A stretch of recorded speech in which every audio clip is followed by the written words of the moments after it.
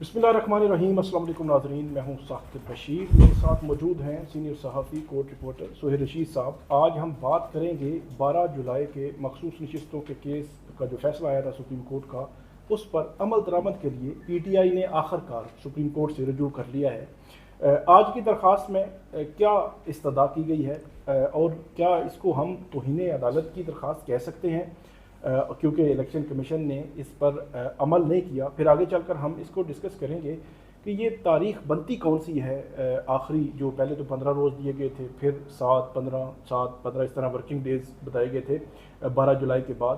तो ये क्या कंटेम्प्ट का मामला हो सकता है, क्योंकि इलेक्शन कमीशन ने पहले 15 रोज़ के अंदर ही एक जो है वो वजाहत के लिए सुप्रीम कोर्ट से रजू कर लिया था, सुप्रीम कोर्ट के उसी ऑर्डर के मुताबिक। लेकिन अब एक गंभीर सी सूरत हाल है। एक तरफ सुप्रीम कोर्ट का वो तफसीली फ़ैसला आना है, जो नज़रसानी की दरखास्तें हैं वो ज़ेर इल्तवा हैं। जो इलेक्शन कमीशन ने एक वजाहती सुप्रीम कोर्ट से वजाहत के लिए रजू किया था, वो मामला अभी पेंडिंग है।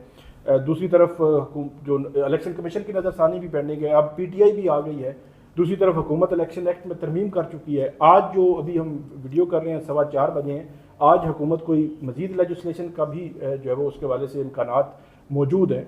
लेकिन आज की दरख्वास्त PTI की क्या है, इसी से हम शुरू करते हैं। सुहेल रशीद साहब, क्या दरख्वास्त है? आज की जो दरख्वास्त है ये बुनियादी तौर पर जवाब है इलेक्शन कमीशन की उस दरख्वास्त का जिसमें उन्होंने सुप्रीम कोर्ट के 59 जजेस के सामने रखी कि हमें इबहाम है कि पाकिस्तान तहरीक इंसाफ के इस वक्त पार्टी स्ट्रक्चर एग्जिस्ट नहीं करता, तो जो एफिडेविट या जो सर्टिफिकेट पार्टी से वाबस्तगी के जमा होने हैं उनके लोगों की तरफ से, वो किसके साइन के साथ आएँ तो हम जमा करवाएं। क्योंकि सुप्रीम कोर्ट 13 जनवरी को इनका जो इंट्रा पार्टी इलेक्शन का कलअदम करार दे चुकी है और नए वालों को हमने अभी जो है ना वो तस्लीम नहीं किया, तो हम किसके साइन से माने? पार्टी के इनका स्ट्रक्चर हमारे पास एग्जिस्ट कोई नहीं करता। 41 की हद तक है।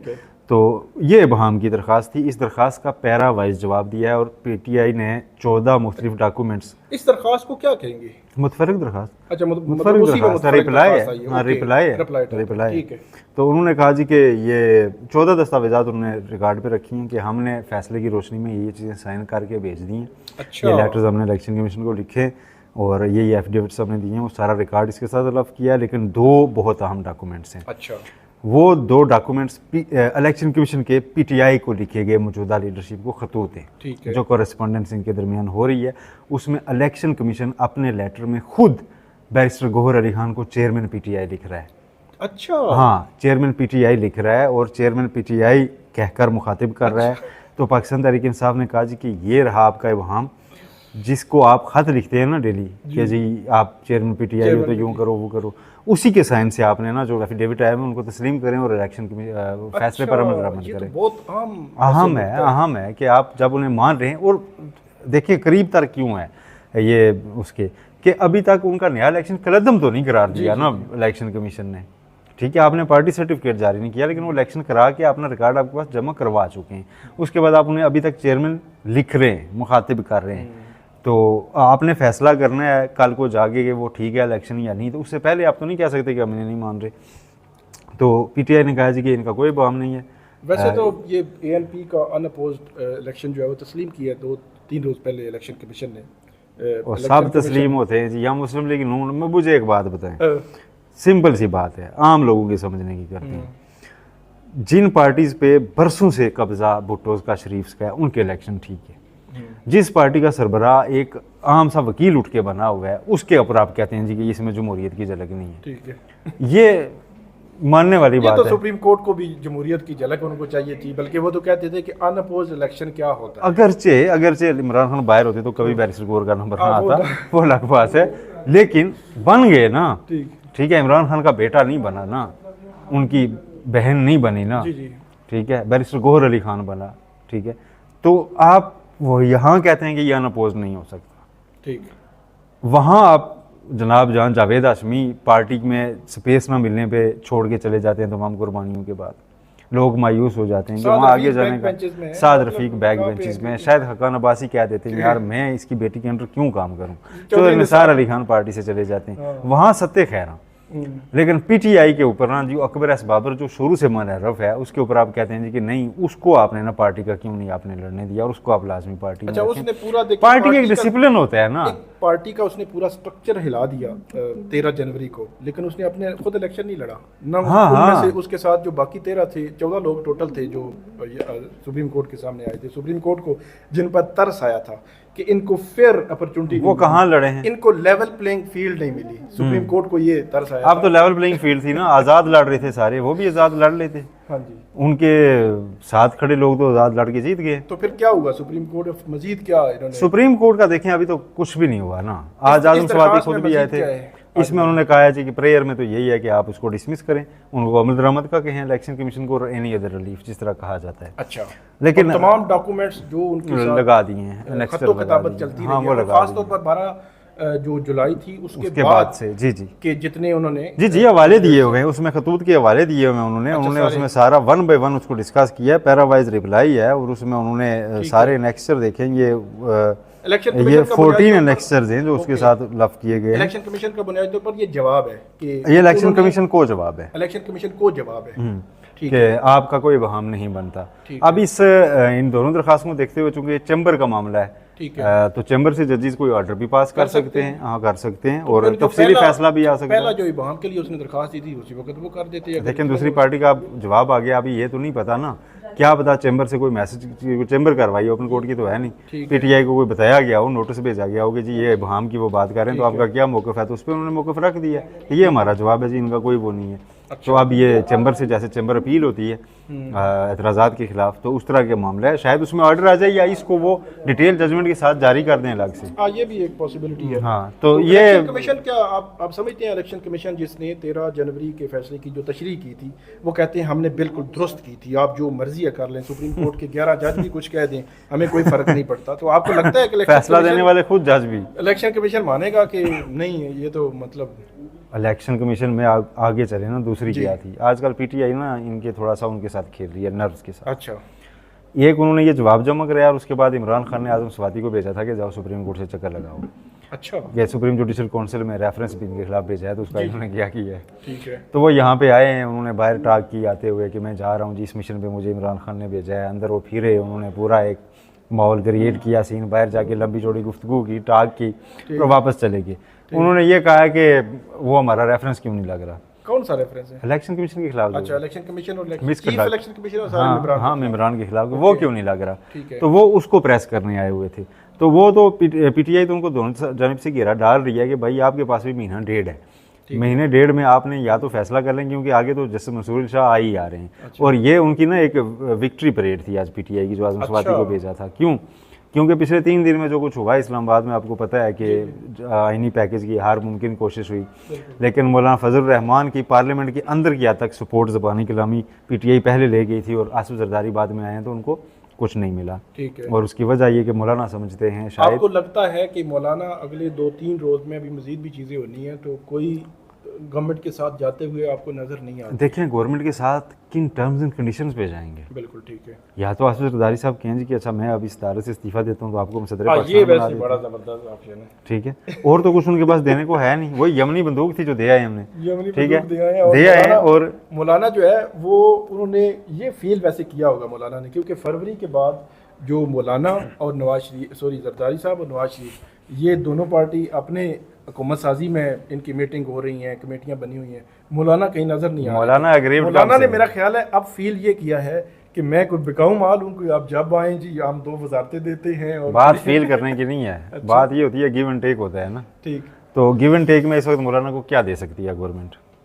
हुकूमत साजी हो चुकी है, ठीक है। मौलाना को इस वक्त चाहिए क्या, पहले ये देखें। मौलाना को चाहिए क्या? मौलाना को वापस पहुंच जमाने खैबर पख्तूनख्वा की सियासत में, वहाँ पे उनका ओपोनेंट पीटीआई है, और पीटीआई इतना शदीद ओपोनेंट है, इतना शदीद ओपोनेंट है कि इनके घर की सीटें जीत जाती है।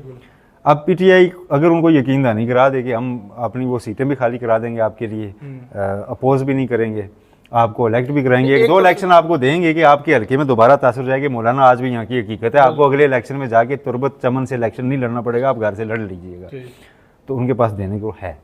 सेनेटरशिप तो वैसे सुना था मैंने कि वो सेनेटरशिप इस वक्त उनकी ज़रूरत नहीं है। मौलाना की नस्लों ने सियासत की है खैबर पख्तूनख्वा में, और अब उनकी खैबर पख्तूनख्वा में सियासी अरसा या तंग हुआ है, वहाँ से वो नशिस्तें नहीं जीत पा रहे। ठीक है। और उनका ओपोनेंट पीटीआई जीत रही है, तो पीटीआई के साथ बात करके अगर आप इत्तेफाक से बन के अपनी नशिस्तें सेव कर लें 1-2 इलेक्शन में वापस जगह जमाने के लिए, तो ये आपकी बेसिक रिक्वायरमेंट है इस वक्त। वरना एक इलेक्शन और लगा मौलाना तो खैबर पख्तूनख्वा में कुछ भी नहीं होंगे, फिर पूछेगा कौन। ठीक है। और इस वक्त इनको वेट दूसरी साइड भी इसलिए नहीं मिल रहा कि आप भाई आप तो कुछ भी नहीं है ना, आप क्या है, ठीक है, आपके पास तो बस वो एक जलसा करने आप आ जाते हैं बंदे मदरसे के लेके। तो मौलाना को अपना पहले वो स्टेचर वापस लेना है जो खतरा होता था। बिल्कुल, वो अभी वो डंग निकला हुआ है। 8 फरवरी के बाद मौलाना ने जो प्रेस कॉन्फ्रेंसेस की थी वो तो सख्त थी, लेकिन कुछ बताने वाले ये बताते हैं कि उस प्रेस कॉन्फ्रेंस के अलावा जो ऑफ द रिकॉर्ड थी वो उससे 100 गुना सख्त थी। तो मौलाना ने जरदारी साहब को यही कहा है ना कि हम बहुत दूर निकल आए हुए हैं, ठीक है, और जिस तरह मुल्क चल रहा है ऐसे नहीं चल सकता। वो बेसिकली लगता है कि गवर्नमेंट जो है वो जो कुछ हालांकि तरदीद कर चुके हैं। मेरी बात सुने, छोड़ें। मौलाना पीडीएम को लीड कर रहे थे। मौलाना समझते थे कि जनाब ये जो अदम एतमाद कामयाब हुआ इमरान खान के खिलाफ, इसका फील्ड मार्शल में हूँ। बिल्कुल। लेकिन बाद में जब निगरान हुकूमत बनी तो बड़ी मुश्किल से इनको एक जो है ना मुनहर्रफ से इनके फैमिली फ्रेंड हैं या 2 कज़न हैं उनको उधर ओहदे तो मिले, लेकिन वो भी पीटीआई के ज़्यादा करीब जा रहे थे, ठीक है। तो बाकी इनको तो कुछ नहीं मिला। मौलाना वैसे 8 फरवरी इलेक्शन से पहले सदर की कुर्सी पे नजर और हर बार रखते हैं, लेकिन हैरान कौन तौर पर नवाज शरीफ और नून लीग और पीपल्स पार्टी ने जब हुकूमत साजी की तो मौलाना कहीं नहीं थे। यकीनी तौर पर मौलाना के मद्देनज़र होगा। आप ये समझते हैं कि जो कानून साजी गवर्नमेंट करनी चाह रही है, आइनी तरमीम अगर कोई सिंपल तो वो कर लेंगे, आइनी कोई तरमीम करना चाह रहे होंगे तो उनके नंबर अभी पूरे नहीं है। मौलाना एक अफवाह जो है ना चूहा सा छोड़ा गया, जिसको मतीउल्लाह जान साहब ने नजम सेठी साहब की तो काफ़ी तफसील से जो है ना उनको एक्सप्लेन किया है कि आप जो सोच रहे हैं डिफेक्शन लगती है ठीक है। तो वो नजम सेठी साहब के पास ना असल में वो गौर से सुना नहीं होगा, उन्होंने 1-2 बार ना ऐसी आधी बातें पूछी तो उन्होंने बैठ के बोल दी, ठीक है। वो एक हुकूमती साइड से ये कहा जा रहा था कि यार ये जो 40-41 बंदे बेरंग फिर रहे हैं पीटीआई के, इनको टेस्टर लगा लो, हाँ इनको टेस्टर लगा लो, इनको टेस्टर लगा लो, ठीक है। तो वो टेस्टर नहीं ठीक से लग रहा फिर, लेकिन पीटीआई ने उसकी पेशबंदी भी आज ये जवाब जमा करवाया और उन्होंने कहा जी कि इनको जल्दी आप वो करवाएं और पीटीआई आप इसको प्रेस करेगी। बताएं कि पीटीआई की जो दरख्वास्त आई है इसमें उज़ैर भंडारी साहब वकील की तब्दीली की खास वजह है कोई? पीटीआई की लीगल टीम में इतने एक्टिव नहीं थे पहले, मतलब नहीं, लेकिन अहम केसेस में रहे हैं, अहम केसेस में रहे हैं, ठीक है। अहम केसेस में भंडारी साहब हर एक में साथ रहे हैं और आर्गू करते रहे हैं पीटीआई की जानिब से। तो एक तो कि उज़ैर भंडारी साहब को वेट देती है कोर्ट, ठीक है, और बड़ी तैयारी के साथ आते हैं। अच्छा। बहुत तैयारी के साथ उनको प्रोफेशनली हायर किया जाता है ना, ठीक है, वो ऐसे नहीं होते। वो प्रोफेशनल, हाँ बिल्कुल। तो वो उन्होंने प्रोफेशनली ही जवाब जो है ना बहुत अच्छे से सामने रख दिया है।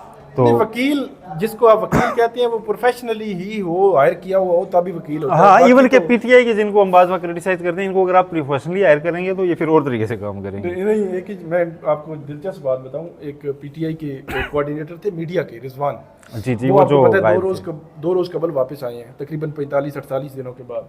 तो उनके हवाले से 3-4 पिटीशंस आई, एक पिटीशन आई उसमें गलती, दूसरी में आई कोई मसला, तीसरी में आई मसला, चौथी में आई फिर मसला। पिटीशंस मैच्योर ही नहीं हो सकी, मतलब नोटिस ही नहीं हो सके उन पिटीशंस में कि, और वो फ्री के पीटीआई के जो लॉयर्स हैं उनके जो ILF है उनके डेफिनेटली वो अपने तय कर रहे होंगे, लेकिन मैं ये कह रहा हूँ कि वो मैच्योर नहीं करवा सके। आखिरकार रिजवान को खुद ही उन्होंने छोड़ दिया, रिजवान और रिजवान के भाई को। वो मुझे पता चला था कि उनके केस पे काफ़ी लोग सीख रहे हैं तो ये वैसे सीखना मुनासिब नहीं होता। मुनासिब मेरा ख्याल है कि बिल्कुल मुनासिब से प्रोफेशनली वकील इमरान खान के जितने केसेस हैं, सलमान सफदर हैं, उनकी जो टीम है जो बड़े केसेस में है वो बड़ी प्रोफेशनल है और वो पेड हैं। आप वो देखिए ना, अहमद झंझुआ साहब ने क्या, उन्होंने पहले जब उन्हें शक हुआ उनके साथ कुछ हो सकता है, उन्होंने ईमान मुजारी को पहले वकील किया हुआ था कि मेरी पार्टी पे नहीं रहना, मेरी पार्टी पे नहीं रहना, आपने प्रोफेशनली केस को। बिल्कुल, और उनका फायदा हुआ जैसे ही वो हुआ उन्होंने फौरन ABS की पिटीशन फाइल की, नेक्स्ट डे 1-2 रोज के बाद एटलीस्ट वो सामने आ गया ना, वो आगे जो है वो चल पड़ी। आखिरी सवाल, सुप्रीम कोर्ट का जो मखसूस नशिस्तों के केस का तफसीली फैसला कब तक आप मुमकिन तौर पर? सितंबर में ही, सितंबर नहीं, चैम्बर वर्क वैसे शुरू हो चुका है, अब वो बांटा जाएगा बाकी जजेस में, तो सितंबर के फर्स्ट वीक में अच्छा। या पहले 10 दिन में, अच्छा, उससे पहले पहले ये फैसला आ जाएगा। ठीक है। सितंबर सुप्रीम कोर्ट में काफ़ी गर्म मिलेगा आपको नया अदालती साल शुरू होने के बाद से ही। अच्छा, और ये जो चौमुखी लड़ाई है ना कानूनी, ये लड़ी जानी है। और अब लोग जो है ना वो ये कह रहे हैं कि हुकूमत को कि आपके लिए ये ज़िंदगी मौत का मसला है।